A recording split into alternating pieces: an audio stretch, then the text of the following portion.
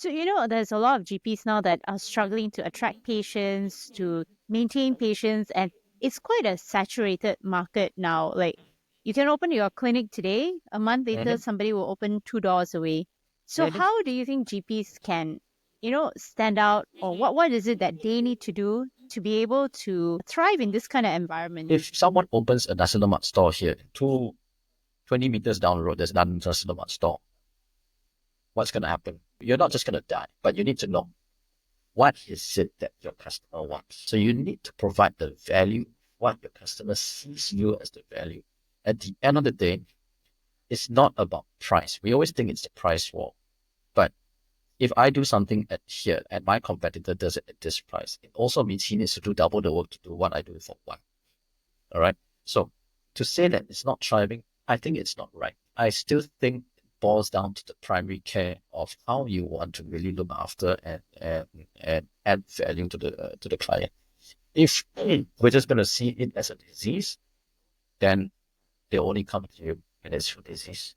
But if you look at it as a total lifestyle, you look at it as something that, you know, you care for them like everyone's your brother, your sister, your relative. And then the dumbest thing will come to see you. It doesn't matter. There's a splinter inside. I can take it out myself, but now I want to go and see Dr. Selena because, I like the way that she talks to me and then we get to chit chat a while. We get to, gossip a little bit while she pulls it out on me. And then she's going to wrap it nicely with me. And then she's going to give me all this TLC that, my own wife doesn't give two shits about it. So I want to go and see someone. So you see, it's all about the care that you want to give.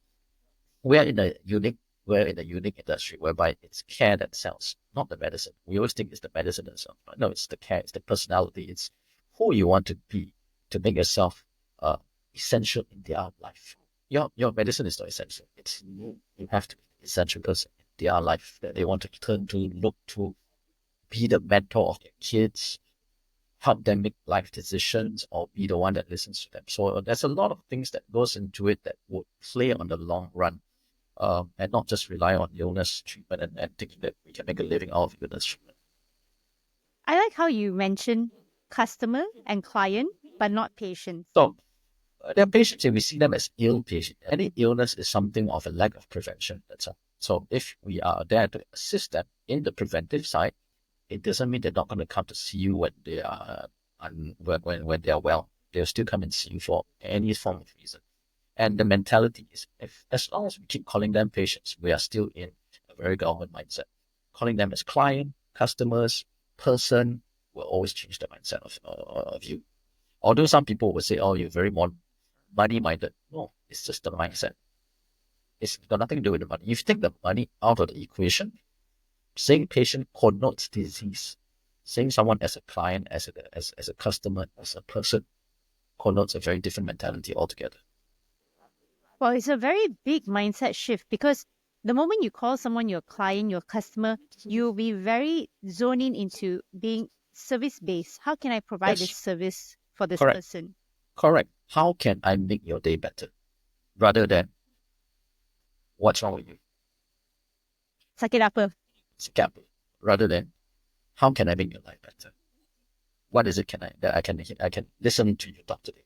That's it. Okay, so what's your advice for GPs, regular GPs, and or young doctors who want to maybe who want to get into the GP field? How can they stand out? How can they thrive? What's your advice for them? I think number one is ask yourself really in your core, what is it that you want to achieve? Why you want to be a doctor in the first place? If it's to cure cancer, then you shouldn't be. Well, if you want to cure cancer, you can still be GP, but you still need to go back to the core principle. What did you really want to be here in the first place? And if it's for money, say it's for money. And if it's to cure something, let's cure something. It's to care, then it's for care. You need to go back down to the core principle of why you are here. And if that's not your cup of tea, then move on, look for a different career path. Because being in a place whereby your life sucks, you don't have the motivation to jump out of bed and go and see the people that's coming to see you, it's just going to make your life very miserable. And thinking that just because you're a doctor, you don't want to be in the hospital and therefore you open a GP is your way out, it's still going to be a very miserable life. My answer is not going to be very orthodox. I'm not going to tell you the secrets of how to be a GP, but it's more so decide, do you really want to be a GP? And if you want to be a GP, as well as you can, Love every day like it's the last day of your life. Don't drag yourself out of bed. You come out from bed and the first thing that you're thinking is, can I add value to the person that's coming to see me today?